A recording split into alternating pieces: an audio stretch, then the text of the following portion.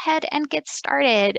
Thank you all so much for joining us to celebrate Food Instagram, Identity, Influence, and Negotiation.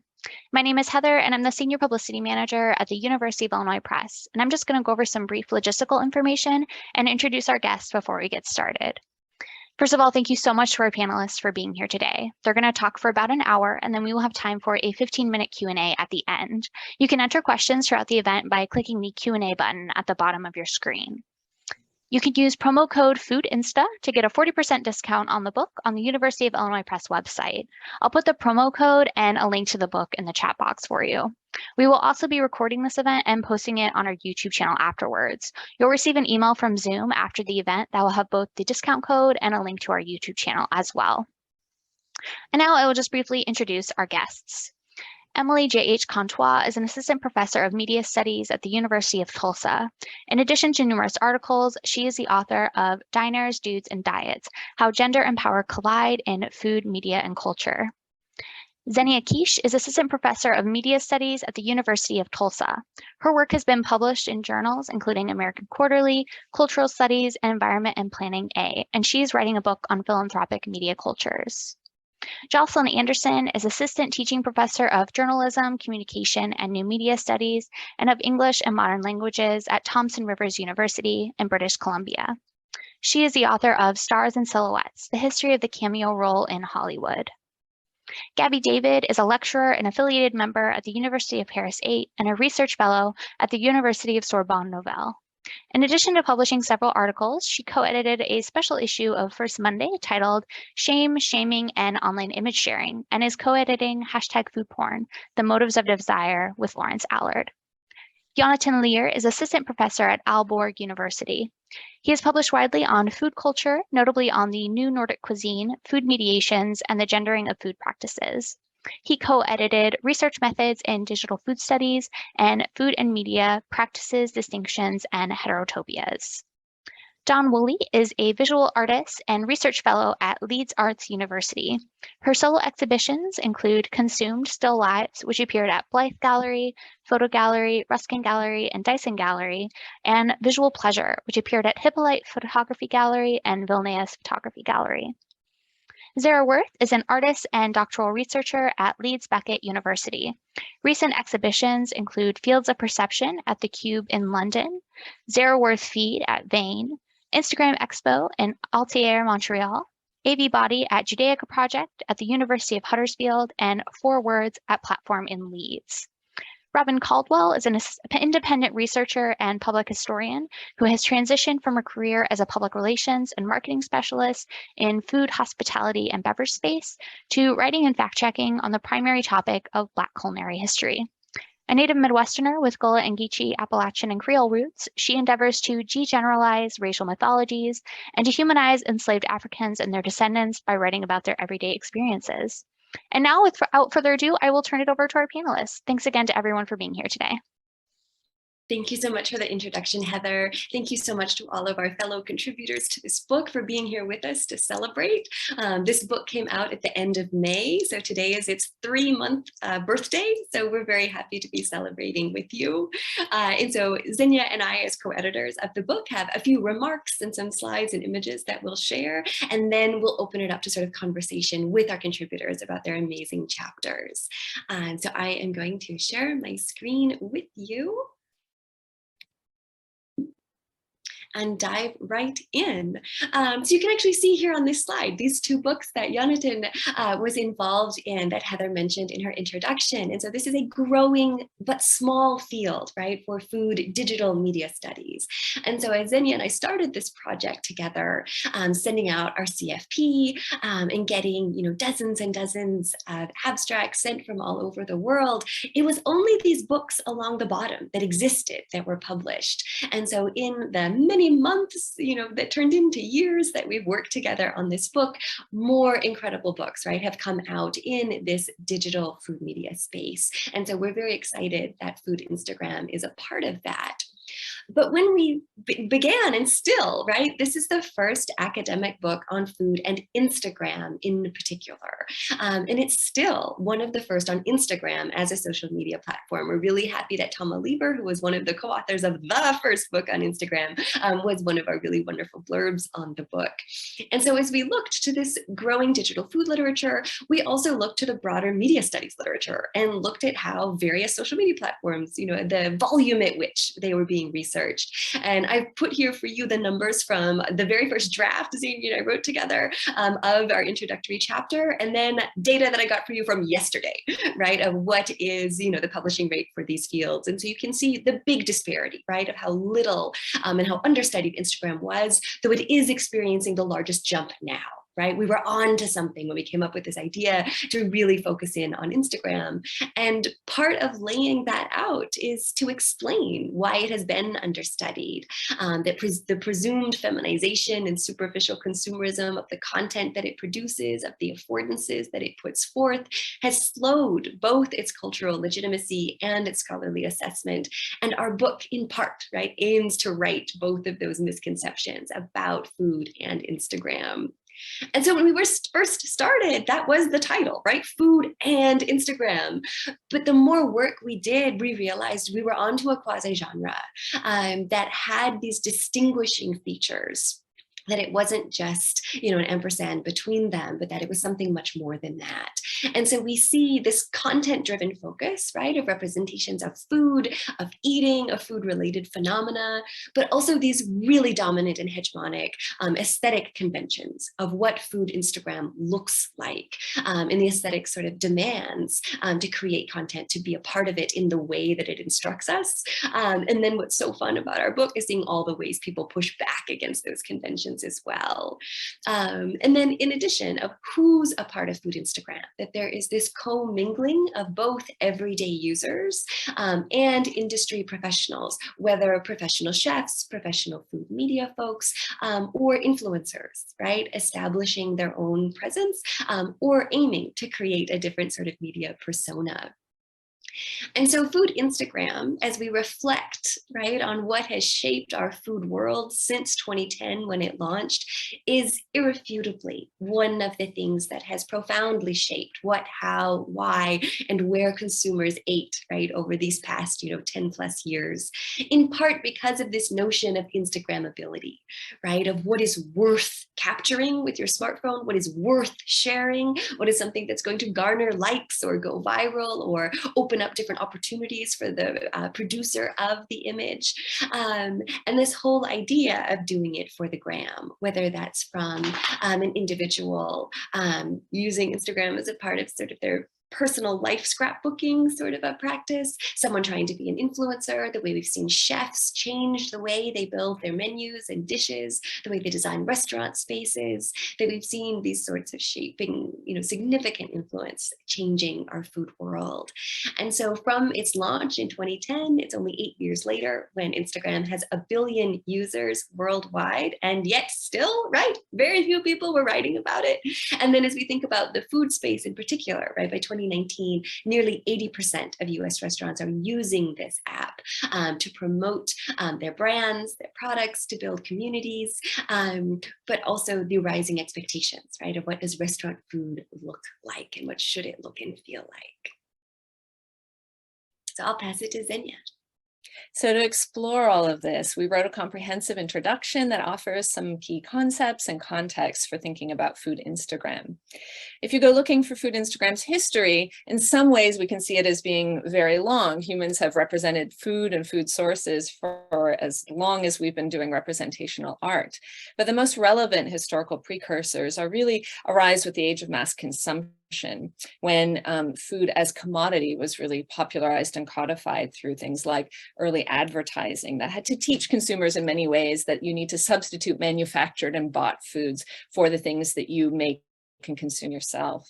So from there, across the 20th century in particular, home photography, magazines, cookbooks, and then later food television, food blogging, and now many proliferating forms of digital social media representation all give us different entry points for thinking about the prehistory of food Instagram and the different visual and food and communicative cultures that feed into many of the things that we see on this particular platform. And a number of our chapters explore some perhaps surprising earlier origins of what we see online today. And of course, there's a lot of room for continued study of these histories. Food porn also runs through the book. Many of our authors engage with it in different ways. And we really see it as an indispensable, if perhaps over-determined object and analytic for visual cultures of food. So as illustrated in some of our chapters, food porn has become a ubiquitous hashtag that can be applied to virtually any food pic. So in this way, in terms of popular usage, it has lost potentially its critical edge a little bit. But we also spend a lot of time exploring how it might still be useful as an approach for thinking about what's going on food Instagram. So for instance, food porn as an analytic can help draw attention to how the gaze functions in relation to food visuality, the gendering of the gaze, for instance. It can help us to track changing food cultures and connect with longer visual food histories. And it also helps us identify how labor, identity, and desire shape what we see and how we interpret our food posts. So often paired in with food porn is a depiction of sensuality, often the corporeality of food preparation or food consumption. We see body parts and many suggestive representations of food that evoke multisensory experiences, the taste, the smell, but also the texture, the touch, proximity, warmth, and so forth. And in addition, food porn also gives rise to anti-food porn aesthetics, which I think we'll be talking about later today with some of our contributors. This is a really interesting and growing area of both food production and food study. And then we also look to Instagram's affordances, its architecture and style to help us understand what is it that we're seeing and how did it get there. So we often asked our contributors, can you tell us more about how the platform's affordances or design really shape what we're seeing, shape the aesthetics? How do things go viral or get shared or perhaps don't get shared online? How do text and image interact with each other on the platform? And how are space, time, and place constructed through and within the constraints and opportunities afforded by Instagram? So it is really our hope that this book helps to continue not only building fruitful conversations between food studies and media studies, but really to integrate, deepen their integration. So to that end, we draw on food chain and food network analyses to approach Instagram as what we think of as a networked food system, which helps us track all the labor and inputs and flows from seed to visual feed. So what this really does is help us use Instagram as a vital way to explore how there's no single point or figure in the food system that stands alone, even if it sometimes looks that way, right? So visual digital culture helps us to see connections across our food networks in new ways if we know how to look for them. So this allows us to examine how food systems and food more broadly are represented on Instagram, but also, as Emily mentioned, how our visual cultures are producing those very systems in really important ways. So some of our chapters go all the way back to trace where food comes from and what it looks like at point of origin, like on farms. How are farmers engaging, for instance? But it also helps us look all the way through to the production of new foods, specifically for our visual feeds. So Instagrammability then speaks to how the visual pleasures of the platform are really leading to the production of foods that are really designed for the visual sense above all else. So one of our chapters, for instance, looks at the aptly named freak shakes at an Australasian cafe chain that really many consumers buy just to photograph, not to eat anymore. So this idea of food products that are designed primarily for mass consumption visually is a very interesting output of food Instagram. So altogether, these developments help us to foster and reproduce the fantasy of frictionless access to desirable food. So to organize the book, we group the chapters into three main sections: identity, influence, and negotiation, although these are definitely not rigid or impermeable boundaries. And some of the chapters would have definitely been comfortable in a number of these sections, which really points to the strong conversations and threads that runs across not only the book, but if we may be so bold, that really helps us to think about broader thematics for a bigger Instagram studies. So identity, it collects different authors who are playing with the notion that you are what you post. We have different chapters that explore various dimensions and expressions of identity from race, ethnicity, gender, but also thinking through class, thinking through profession. For instance, how do different types of chefs or politicians or media celebrities, people from different backgrounds, people who identify in relationship to health and embodiment in different ways, how are they engaging with different visual food cultures? Under influence, we have chapters that examine some of the figures that we traditionally look at as wielding cultural influence: marketers, Instagram food and fitness influencers. But we also see explorations of rich and sometimes less public subcultures and communities attempting to shape food and food practices in new ways. And in our negotiation section, we explore how do users and audiences challenge received aesthetic expectations? How do, for instance, immigrant chefs and politicians, farmers and feminist eatery proprietors and students engage with the politics of food? How do they subvert and reimagine our social relationships around food production and consumption? So we see here, this is our table of contents laid out so that you get a sneak peek into all of the different chapters, the body chapters of the book. We have 17 chapters coming from 23 different contributors, including our wonderful contributors joining us today. They represent case studies from 12 different countries, really spanning the globe, which we're really excited about because it's such a vast, diverse, and representative sample of different case studies of food Instagram. Different disciplines and methodologies are represented. We have contributors from media studies, food studies, American studies, science and technology studies, history, anthropology, political science, and more. We've got not only academics writing in, but we've got teachers, practicing artists, a journalist, and a real-life food influencer who helped us style our cover as well, which we're fortunate for. So this book was written for university classrooms, but also for broader publics. We include academic, empirical studies, as well as applied and exploratory chapters that really speak to the experiences of artists, teachers, journalists, and our influencer about their food practices. So you can see here the breadth of different topics discussed, and we're very fortunate to hear more about some of these chapters today. So Zinnia mentioned the cover photo of our book. We were sort of honored and chuckled when someone said, like, this is a book that you can judge by its cover, right? That it has this beautiful image that Casey Highsmith, who is one of the contributors to the book, and of course a good friend, who baked the cake, who styled the whole shot, who took the photo, that we could really play with representing what this food Instagram aesthetic style is, what its conventions are, what Instagrammability looks like, and what it makes possible, at the same time that it represents the deconstructionist and critique work that this text brings to Instagram and exactly these sorts of conventions. So you can see in the center, in frosting, this photo of a cake that is a composite image of multiple beautiful cakes we'd seen on other Instagram accounts, then rendered right onto a phone made of cake, as we think about food as a medium, as we think about Instagram as perhaps one of the most important social media forms of our time, and then the knife, right, to cut in and literally, right, be dissecting, to be trying to understand and interpret, right, what we see at play in this world of food media.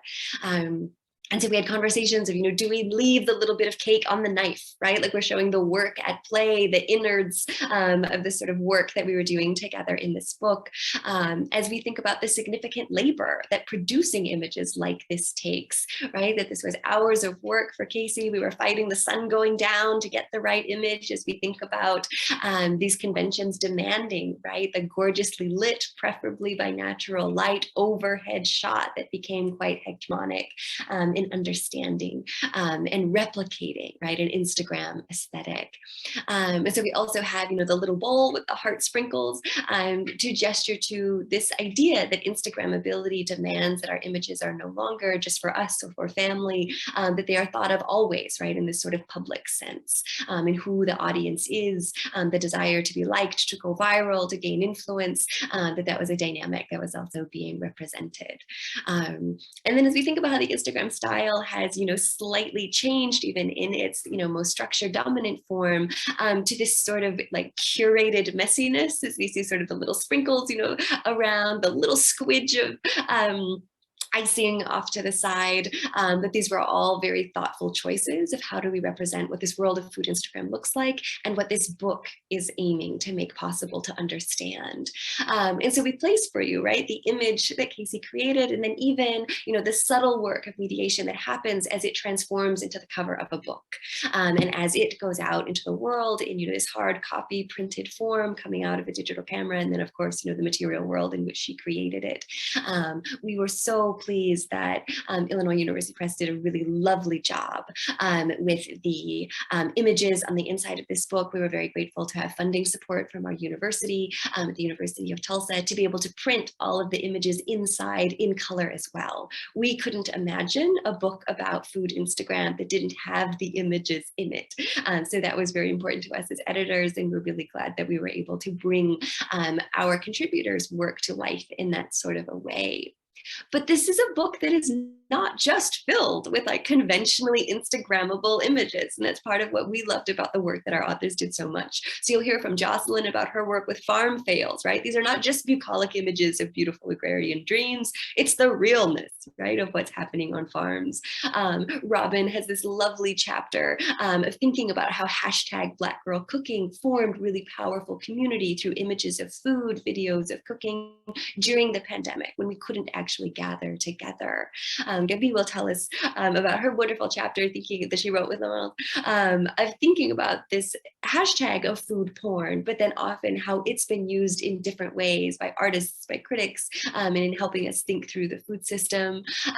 Jonathan will tell us about his incredible chapter, which gives us this representation of food porn and anti-food porn, and pushing back against, right, perhaps the most Instagrammable, cuisine on the planet with New Nordic cuisine. So can't wait to hear more about that. Here as well, amazing work of using Instagram to create art. Here's from Dawn's contribution to her chapter that she wrote with Zara, of making art in and through and about Instagram and the kinds of rules that it makes about and through food. So that's a tiny preview of where we will go next as we dive into this conversation with our contributors about their chapters and their work. Thank you. So we'd like to just open and invite all of our contributors to tell us very briefly, what is your chapter about and how did working on it change or grow or maybe challenge your ways of engaging with food Instagram? Maybe Zara and Dawn, would you like to kick us off? Sure. Yeah. I'd just like to say I'm really glad that you didn't go for a photo with my mouth open, which does feature in the book. Do you want to say something first, Dawn? Or? Well, yeah, we just had a really good introduction in a way with those two images and that description. So the chapter is kind of a reflection on the work Zara and I have done collaboratively and as individual practitioners that are about food and used Instagram as a platform for the artwork and a kind of mode of examining some of the affordances and methods and movements that happen when you put images on Instagram. Yeah, we talk about it as a site, subject and medium in the chapter, and focus really on food for how it exemplifies Instagram's appreciation economies, but also how it exemplifies that really unique dynamic between the on and offline that has kind of occurs through Instagram culture and its subsequent offline presentations. That's great, thank you. Gabi, would you like to tell us about your chapter?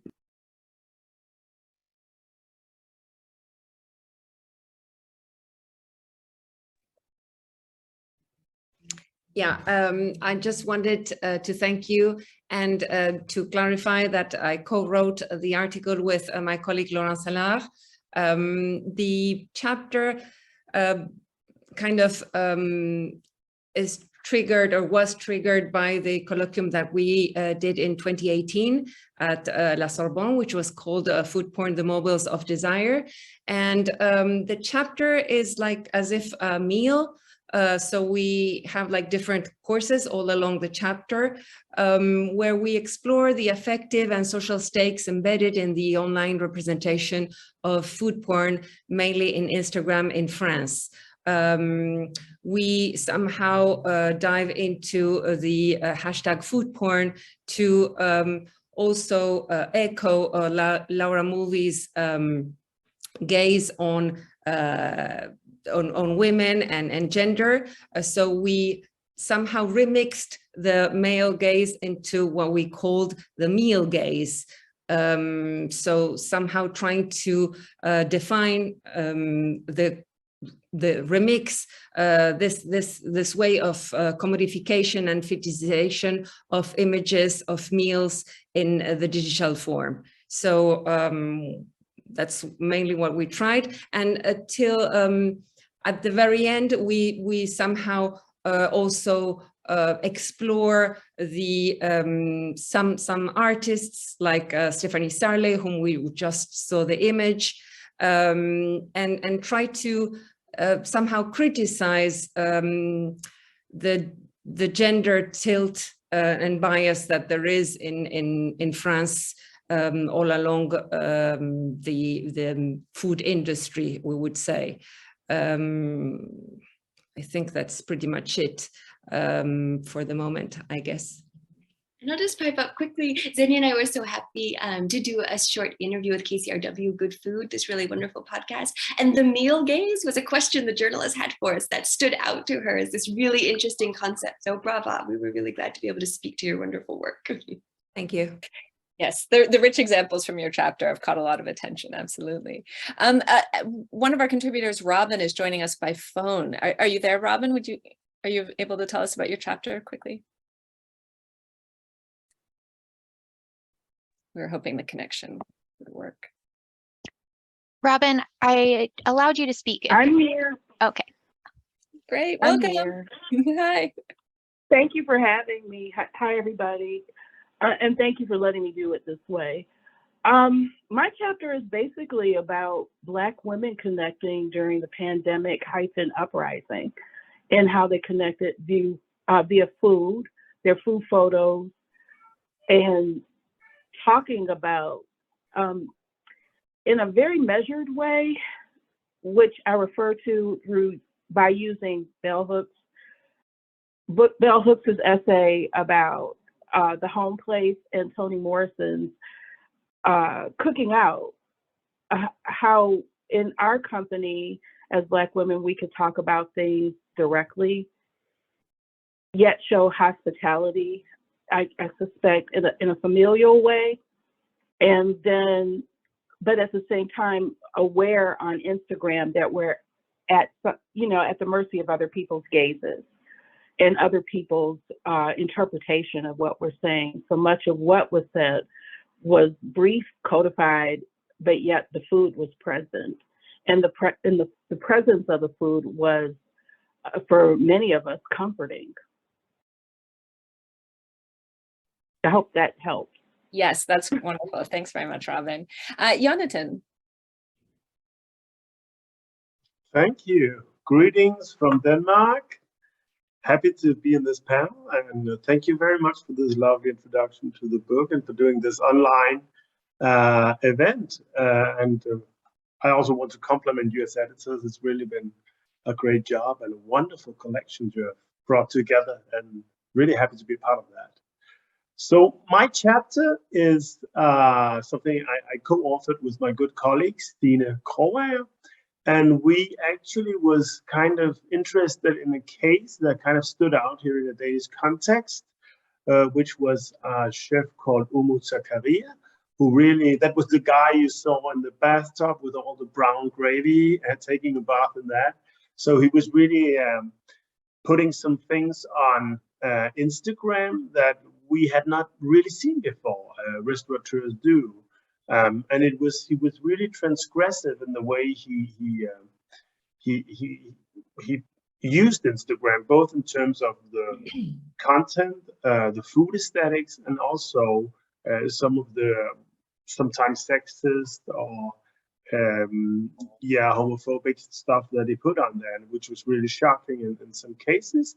And at the same time, he was really going against all this new Nordic ideal, as you mentioned, Emily, which had really dominated the restaurant scene over here, and where you have a kind of ideal which is less is more. And for Umut Zakaria, it's more like more is more. So it's really like pound steaks and lots of gravy and potatoes and all these kind of extreme things, which kind of transgresses, which maybe more resemble stuff that you would see on YouTube and some of these kind of more transgressive dude or laddish food channels where you go around that. So that was, for us, it was something really new on the scene here. But also, I think, as it has been a few years, this is going on, and before we collected the data, we also now see a backlash towards him that we didn't see in 2018-19 when we collected the data. So I also think it's interesting how fast things move. It's at least one of the points that I've really been taking with me from this work. So I think I'll stop there. That's great. Thanks so much. Very interesting about the quick shift and new backlashes. I think we missed an opportunity to not call your chapter More is More. That's great. Jocelyn, would you like to tell us about your chapter? Sure.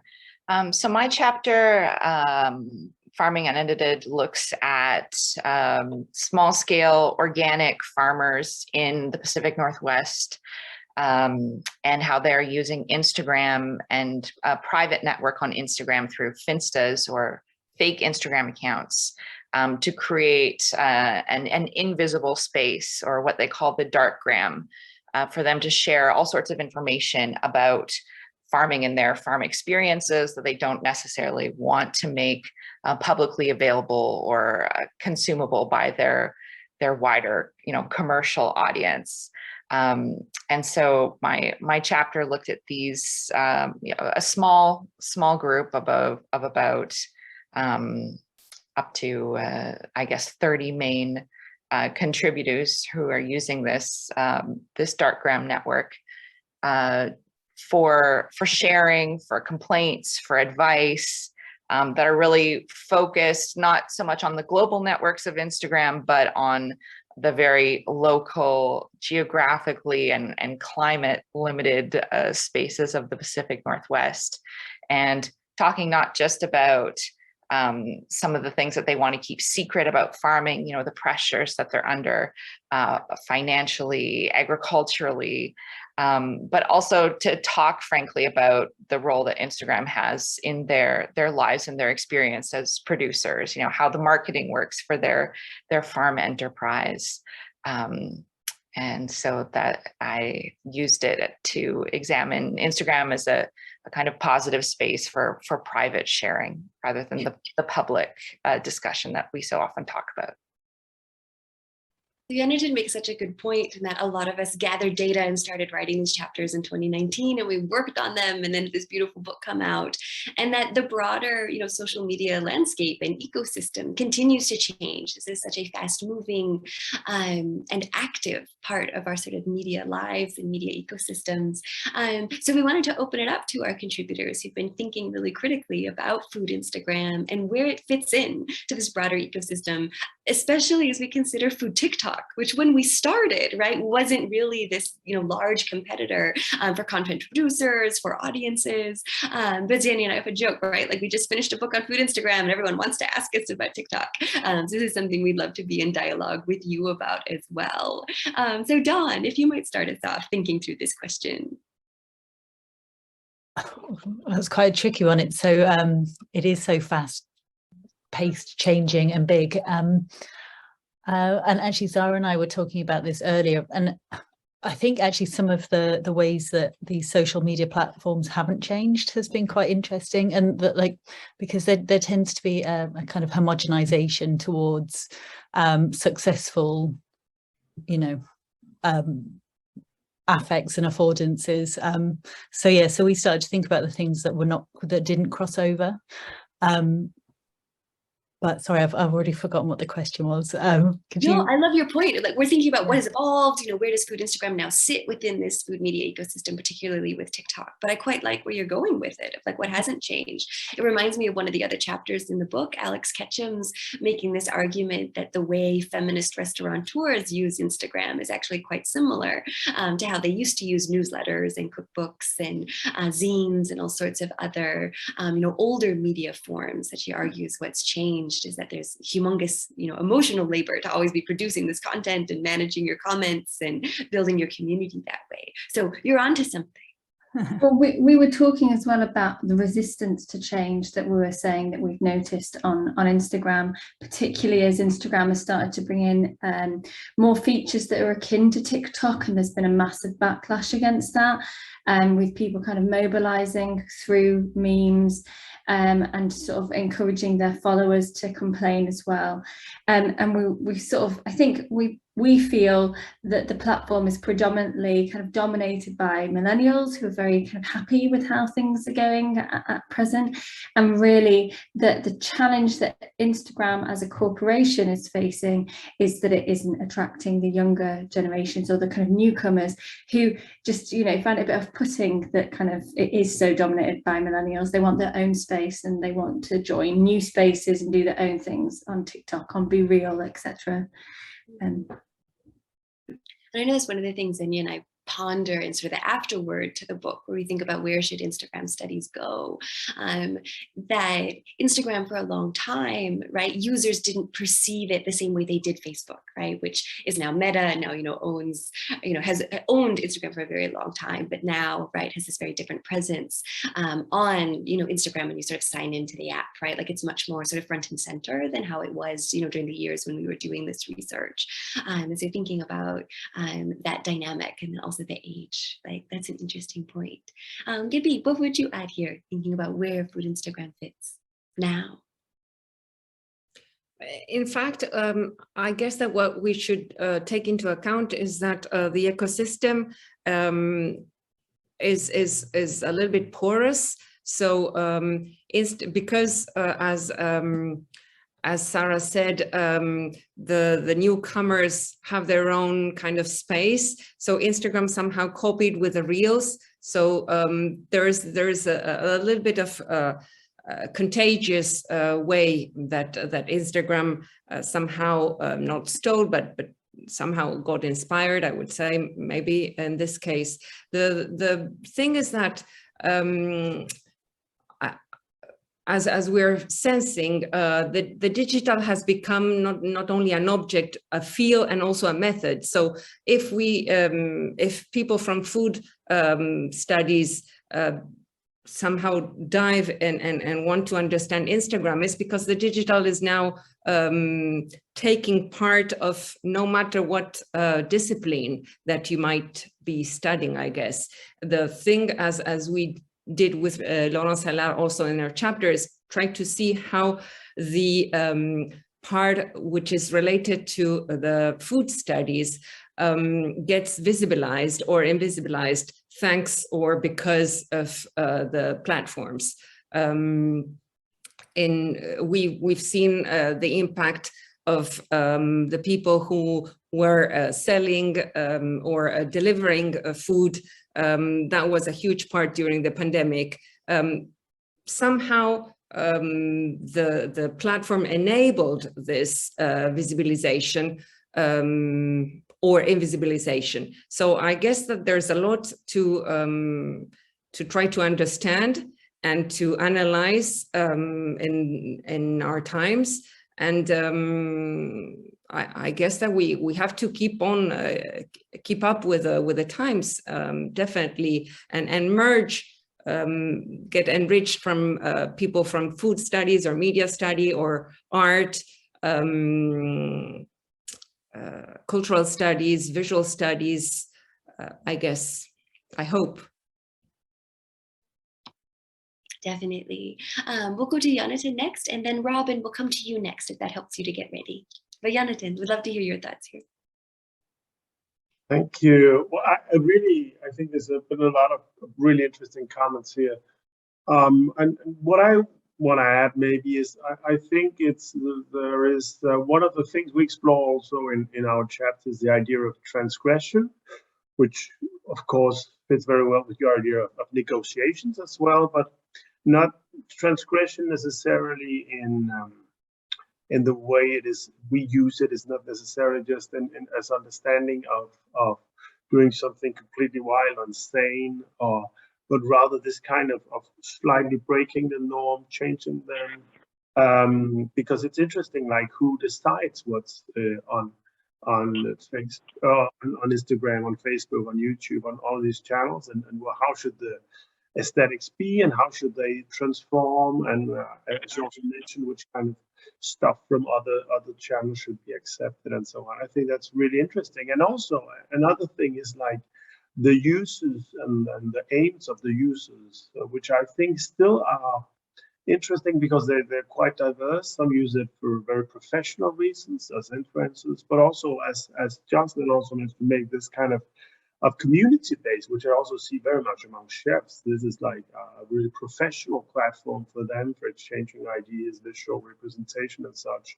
And how does that also affect, for instance, the world outside of Instagram? And there I think it's really interesting how Instagram also transgressed, and this idea of Instagrammability, at least I think we see it here in Denmark, is also transforming the way restaurants are designed, the way dishes are designed, but even the lighting in specific restaurants has altered due to this, because you need your clients to get a really good lighting, to get a good photo, a good Instagrammable photo of the dishes, because that's a way to promote yourself. Where before there was more like kind of dumb lighting, or kind of, like darker, or now you have to have at least some spot where you can put the dish and get this perfect Instagrammable picture. So that's also a way of seeing transgression, as when you move stuff from one sphere, and how different spheres kind of are interdependent and kind of shaped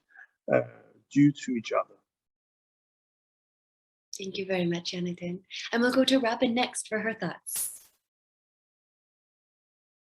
Can you guys hear me? Yes. Oh, wonderful. I have 3 thoughts.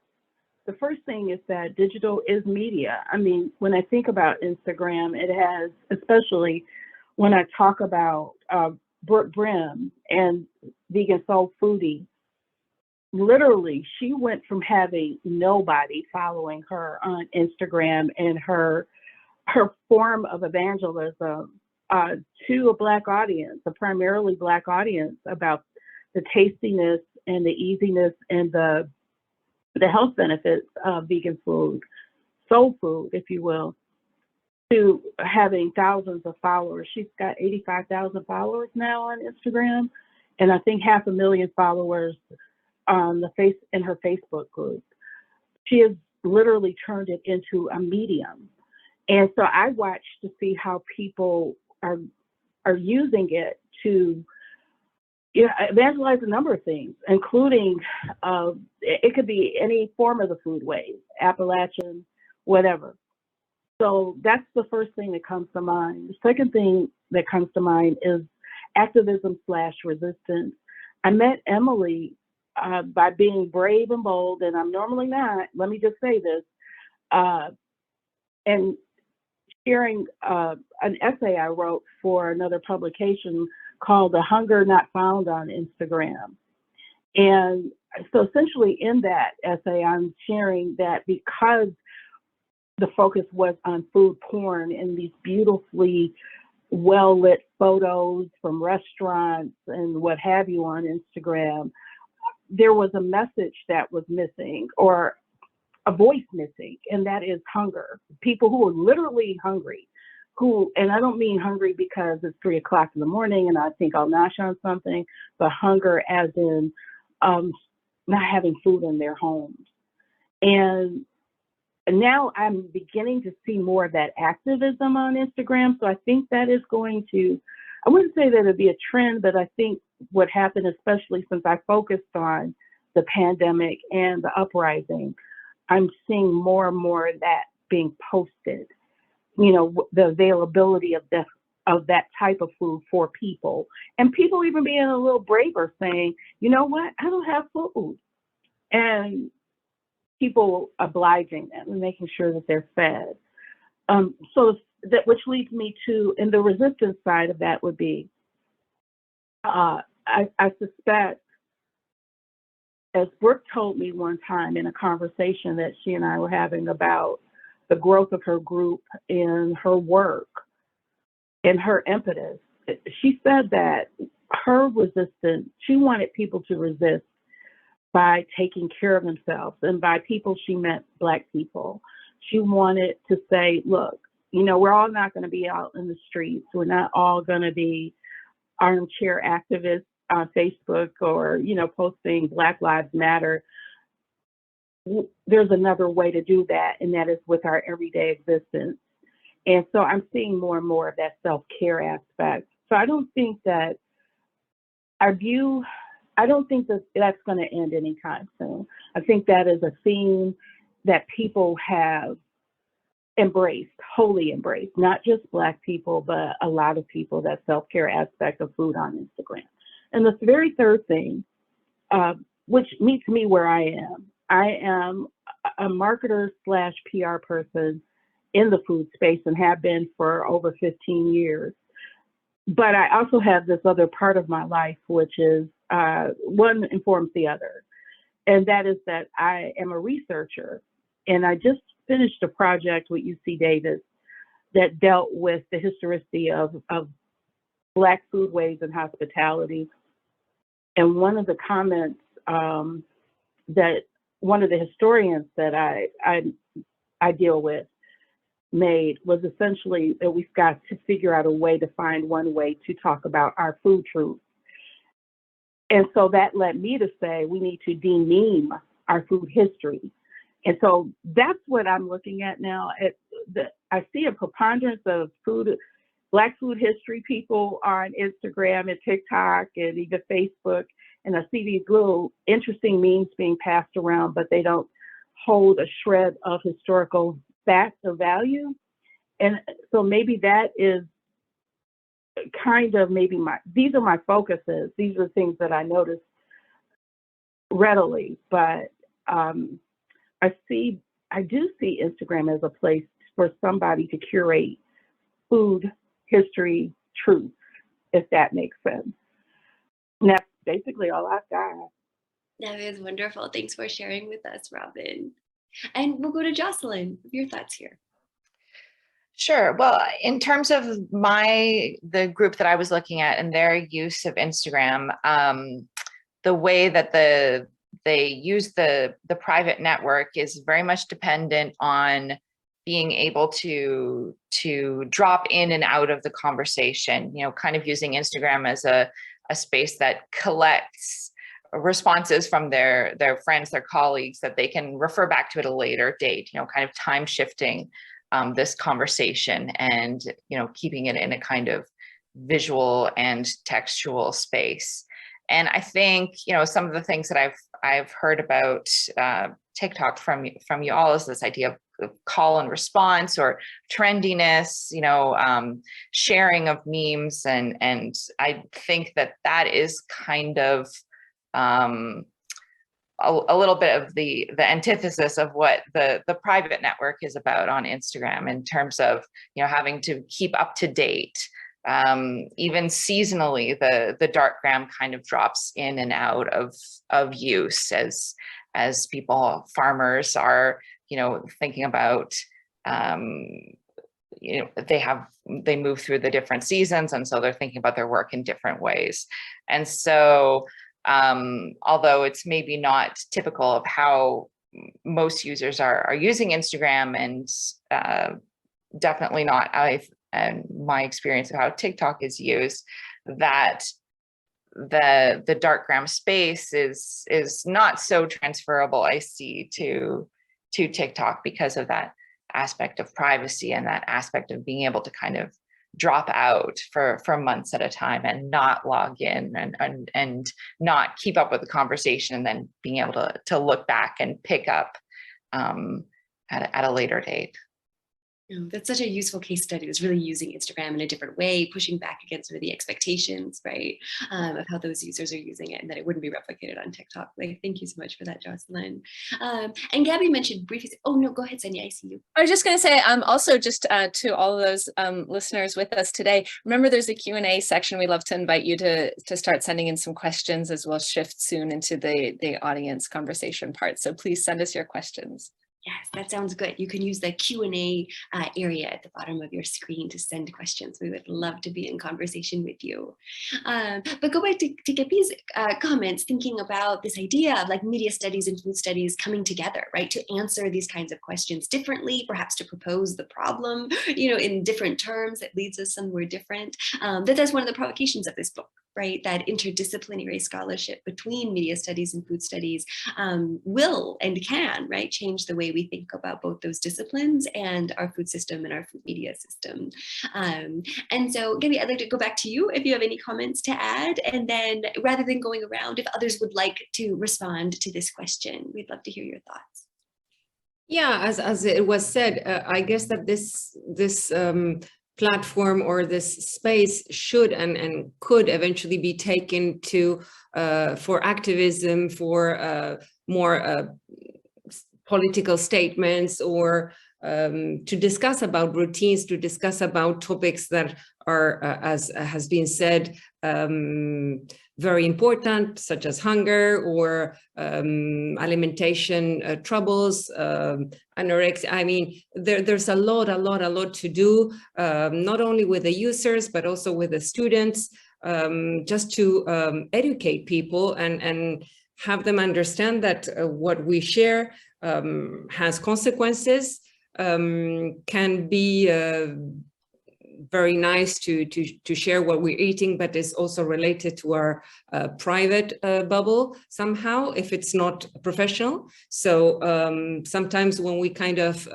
brag or show off, I've been eating this, maybe there's someone who's kind of literally, as was remarked, not in that very case. So all what we visibilize and kind of put forward has impact, and might eventually change the gaze and the way people see food. So it has been also a lot discussed, and I read beautiful and very enriching chapters in the book. The way we represent food changes what we eat, and the way we eat changes how we represent the photos or the images. So it's kind of self-feeding itself. I don't know if I may say. It's quite complex and then very fascinating to study and try to understand. Yeah, that's what I dived in here. Food studies, media studies. This is the connection we need. Zara and I were talking about kind of how activism and protest are becoming more visible, and particularly in kind of our UK circles on social media, because we're going through a cost of living crisis at the moment. So I think you are starting to see much more discontent on social media around food, and there's a meme going around at the moment which really encapsulates it for me, which someone comments about Jamie Oliver's new TV program about, affordable cooking or whatever it is, and it's great because you can swap out any of the ingredients that you don't have, so it's very affordable. And so it says, so here is my aubergine curry on a something or other flatbread, but when you look at the photograph, it's beans on toast, which is a kind of very classic and cheap British working class meal. So I feel like there's a ripe area for research kind of growing at the moment. Do you have any thoughts, Jonathan? Yeah, no, I think that's a very, very good point, just what both Gabby and Don have been saying. And it's true that it is that a lot of the food on Instagram has been like reflecting great, you know, how should you say this, really been kind of things that have been associated with middle classness, with being rich, with being able to buy organic, sustainable, and so on, and then curated in a perfectly styled manner, right? And it's true that that rings a little strange today with everything going on and all this. And particularly maybe, which I think with these, with both Corona and with the crisis in food after the war in Ukraine is it's global crisis that's all affected, and Instagram is a global media. So it's interesting, I think, also to see how such global phenomenon will shape a global media, both globally but also maybe locally in different ways, and to see how that dynamics are going to play out it's really fascinating. Zenny will ask our panelists the last question that we have planned. So if others in the audience would like to type their questions into the Q&A, we'll make sure that we get to them. We have one so far. We welcome your thoughts and your comments, your questions. Yeah, thank you for these really interesting ideas. And our final question that we're interested in, I think, really connects with a lot of what we've already been saying. But we're curious what new directions or maybe different approaches interest you in the future of food Instagram research, and thinking beyond just Instagram as a platform, a bounded platform itself. As we've already been talking, Instagrammability exceeds the platform, right? So we're not concerned about Instagram's numbers going up or down with Gen Z or anything like that, but we're very interested in how do the affordances, the style, the spirit, the expectations of Instagrammability exceed the platform or circle back around in interesting ways. So what do you think the future of research in this area? Where would you like to see it go? Does it need new theoretical frameworks? Does it need new methodologies, new axes of comparison? What projects would you love to see grow out of this?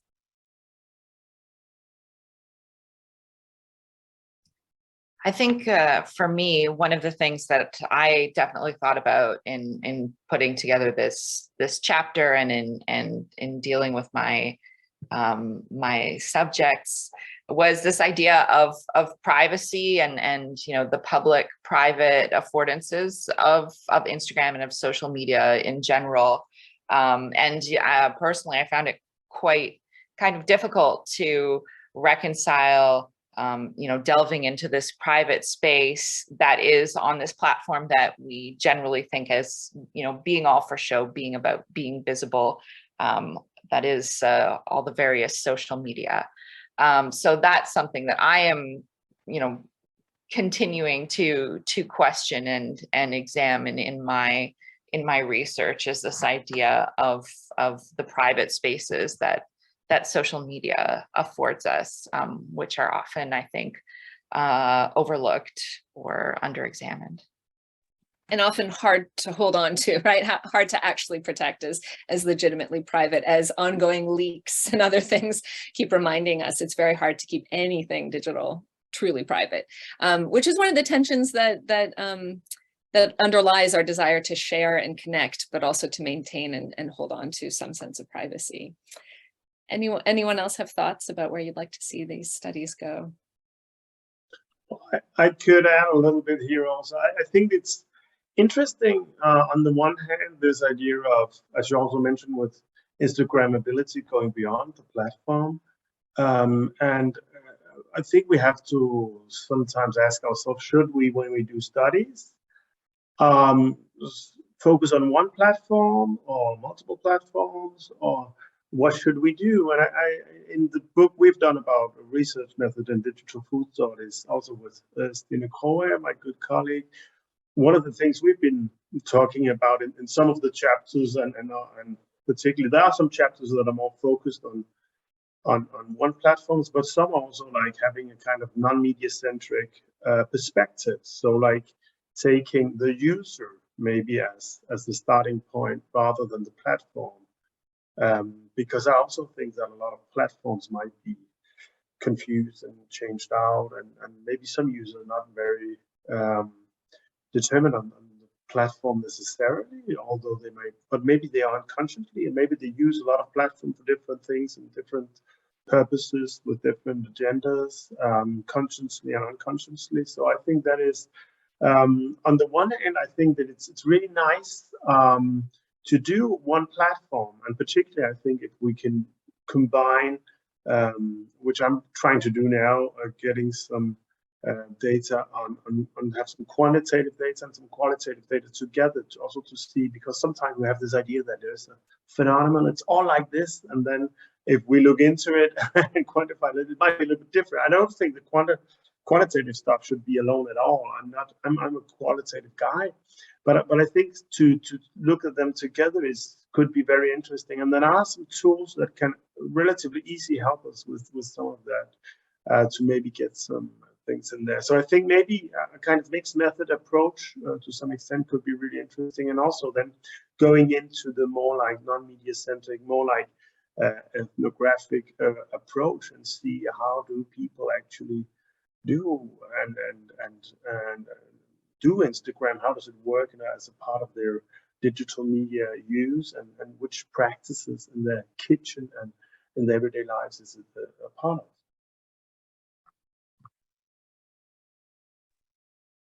Yeah, that's very interesting. The mixed methods approach is a really good one, and some that points to some of the retraining that media studies scholars might need to keep working on expanding our methodological fluency.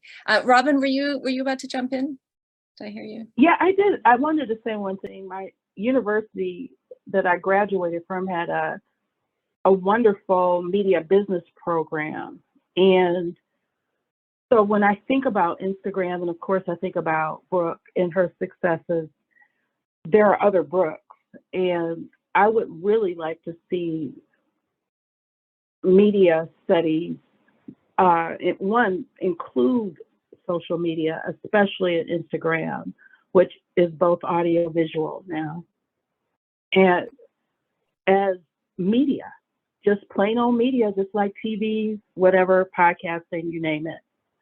And as a result of that, also deal with the business aspect of it.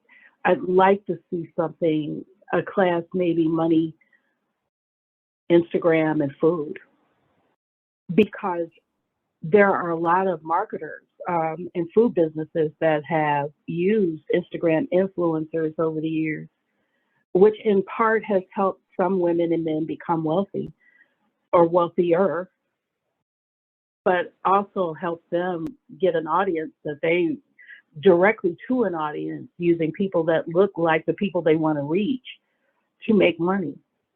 So I'd like to see something focused on the money side of it. I think that's a really rich and interesting point, both to think about the pedagogy of what are we teaching, how are we teaching media, digital media as media, which I think many of us are really working on in different ways. But the money side, the political economy side of Instagram is something that Emily and I just kept coming back to as we were exploring all the different thematics. And there are a lot of ways to come at that. And I think there's a lot of room to keep digging into and researching that the business side of it and how people use it to make money. And how Instagram is making money off of users as well. That's something to really think about, how that is a big part of the larger food Instagram ecosystem. So it looks like we have a couple of questions from the audience that come back to this idea of age and demographics that some of you already touched on, this idea of different platforms maybe appealing to particular generational aesthetics or sensibilities, and that both it does and doesn't play out when you look at the data more closely. So I think that it would be interesting to see if anyone has any thoughts, kind of either looking into or maybe pushing back against some of these ideas of who is the actual audience in these social media platforms, and how strictly millennial is Instagram. Do you see trends that sort of push against that idea? And are you seeing in your research different ways of engaging with food Instagram by different age groups.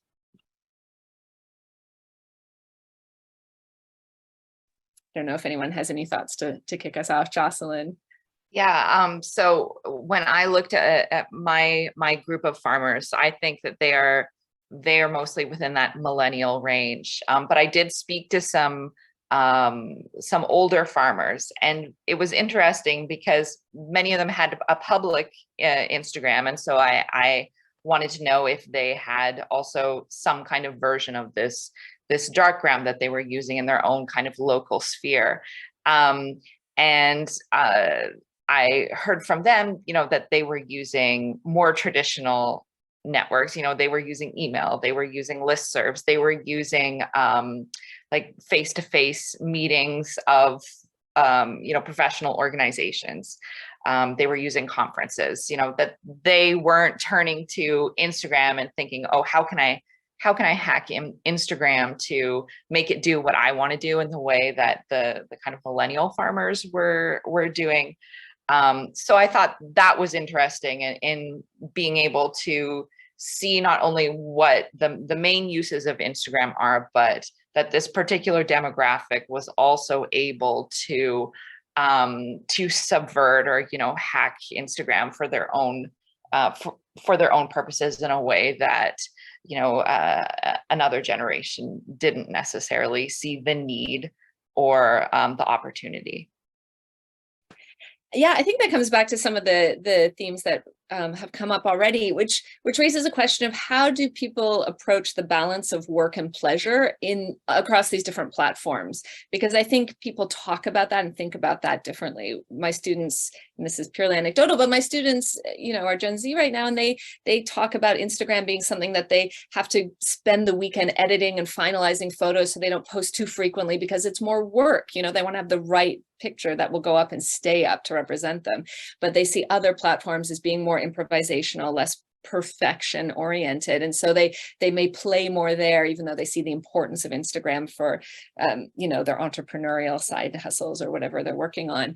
And so that work play interaction seems to underlie a lot of the things that we're looking at. Whether that's demographically shaped or not. So I don't know if that might tap into some other observations or findings that any of you are coming across. In my current research, I'm thinking more generally about Instagram usage. And I'd say that whilst, and a lot of my work comes out of kind of an autoethnographic approach as well. So on one hand, yes, there is a kind of homogenous group of millennial users that I'm looking at the accounts of, but I tend to think more generally through the lens of Dana Boyd's description of the always on lifestyle. And I think of it as like the always on generation as actually a very inclusive generation, not a generation in terms of like millennials, Gen Z, or particular age brackets, but more people that are engaging with the platform and social media more generally as a space that's always accessible and that they are kind of part of a kind of constant online community of. And I find that way of thinking about it tends to kind of avoid the broad generalizations that are easy to play into, as much as on one hand I do think it is kind of a space loved by millennials, and it kind of misses a lot of people that are important within that space as well. I love that idea that the generational sort of parameters is being online, not the year you were born. It's how you use and how you choose to use the platform. Because I know one thing that we really enjoyed in seeing the analytical work that foodborne continued to do as a concept throughout the book, that there were a lot of tech writers who were writing about, young people, sort of Gen Z using Finstas, right? That they were the ones, almost similarly to Jocelyn's, right? Farmers using sort of the darkgram of creating these private accounts that, had select followers that were a closer community where you shared your authentic self, which replicates, right, some of this quest or desire for authenticity that we see something like Be Real, right, sort of capitalizing upon and pushing back against this sense that Instagram is where you have to represent this like perfect curated version of yourself.